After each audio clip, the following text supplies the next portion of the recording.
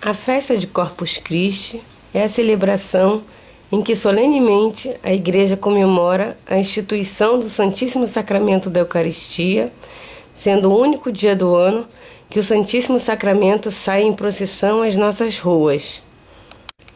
Propriamente, é a Quinta-feira Santa o dia da instituição, mas a lembrança da paixão e morte do Salvador não permite uma celebração festiva. Por isso, é na festa de Corpus Christi que os fiéis agradecem e louvam a Deus pelo inestimável dom da Eucaristia, na qual o próprio Senhor se faz presente como alimento e remédio de nossa alma. A Eucaristia é fonte e centro de toda a vida cristã. Nela está contido o tesouro espiritual da Igreja, o próprio Cristo. Quando surgiu? Bom, a festa de Corpus Christi surgiu no século XIII, na Diocese de Liege, na Bélgica, por iniciativa da freira Juliana de Montcarmelon, que morreu em 1258, que recebia visões nas quais o próprio Jesus lhe pediu uma festa litúrgica anual em honra do sacramento da Eucaristia.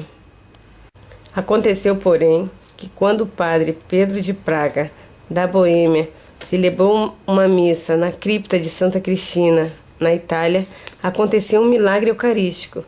Da hóstia consagrada começaram a cair gotas de sangue sobre o corporal após a consagração. Alguns dizem que isto ocorreu porque o padre teria duvidado da presença real de Cristo na Eucaristia.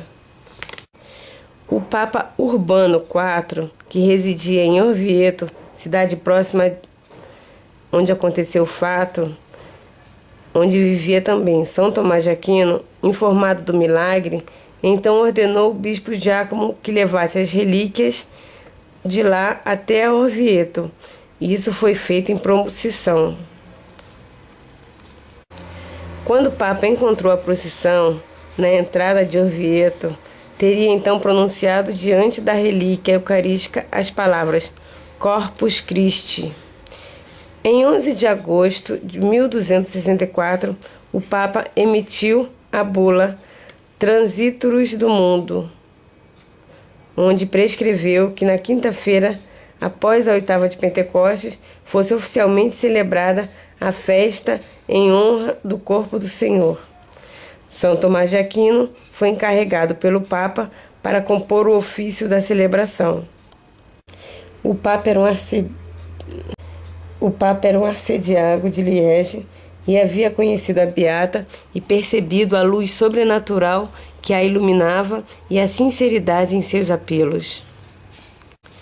Em 1290 foi construída a belíssima Catedral de Orvieto, em pedras pretas e brancas, chamada de Lírio das Catedrais.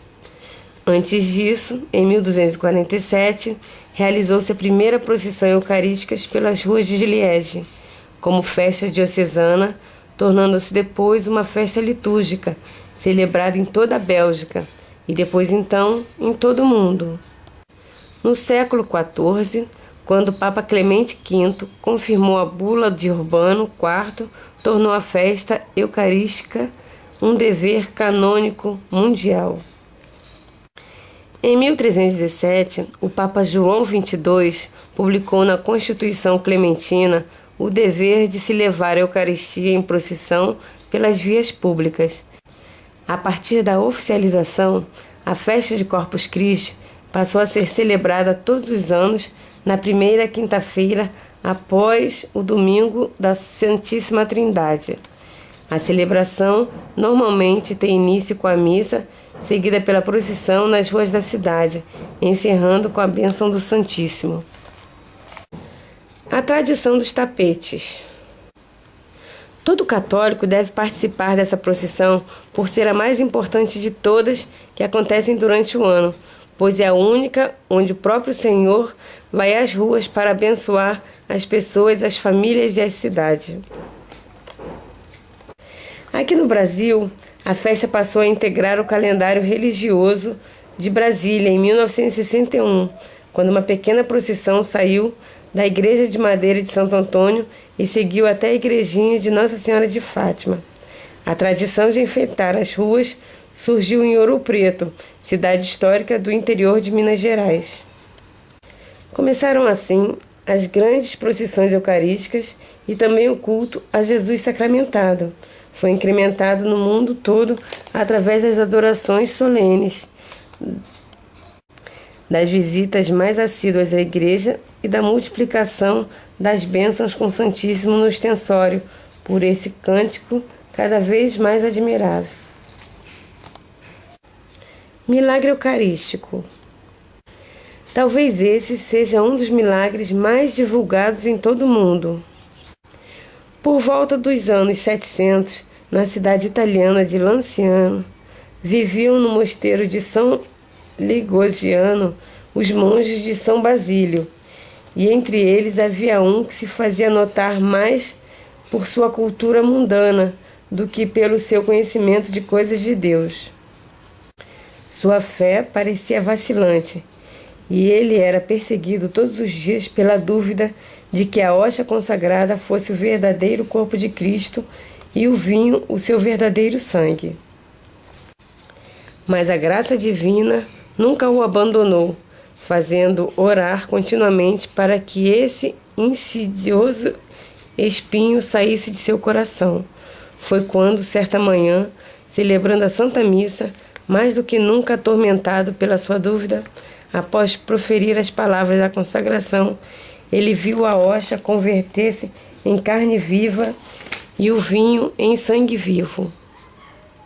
Sentiu-se confuso e dominado pelo temor diante de tão espantoso milagre, permanecendo longo tempo transportado a um êxtase verdadeiramente sobrenatural. Até que, em meio à transbordante alegria, o rosto banhado em lágrimas voltou-se para as pessoas presentes e disse: ó bem-aventuradas testemunhas, diante de quem, para confundir a minha incredulidade, o santo Deus que desvendar-se nesse santíssimo sacramento e tornar-se visível aos vossos olhos. Vinde, irmãos, e admirai o nosso Deus que se aproximou de nós. Eis aqui a carne e o sangue do nosso Cristo muito amado. A estas palavras, os fiéis se precipitaram para o altar e começaram a chorar e a pedir misericórdia. Logo, a notícia se espalhou por toda a pequena cidade, transformando o monge num novo Tomé.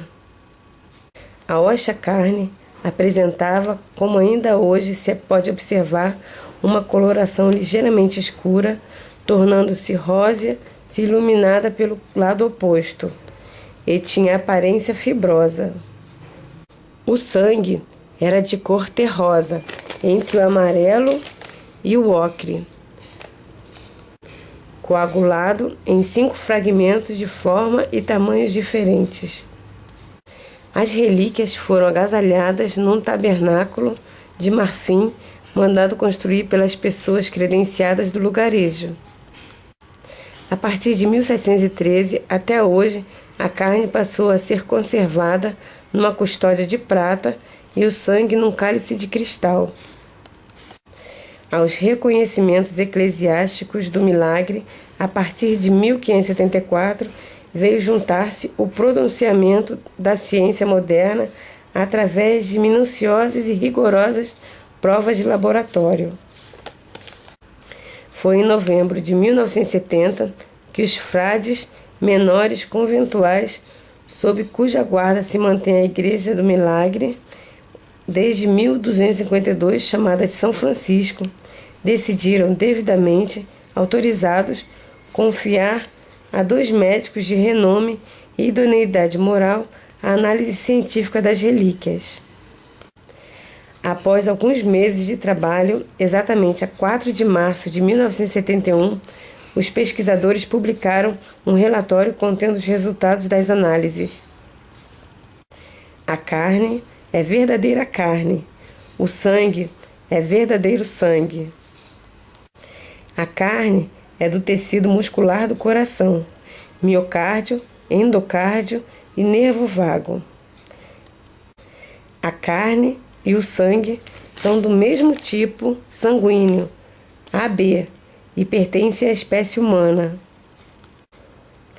No sangue foram encontradas, além das proteínas normais, os seguintes materiais: cloretos, fósforos, magnésio, potássio, sódio e cálcio.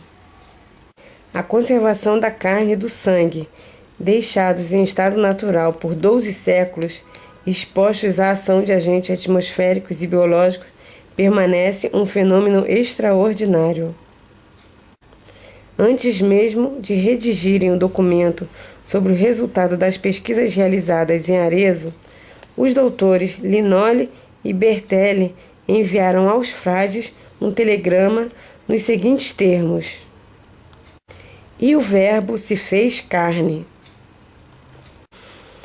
É assim que o milagre, desafiando a ação do tempo e toda a lógica da ciência humana, se apresenta aos nossos olhos como a prova mais viva e palpável de que: comei e bebei todos vós, isto é meu corpo que é dado por vós.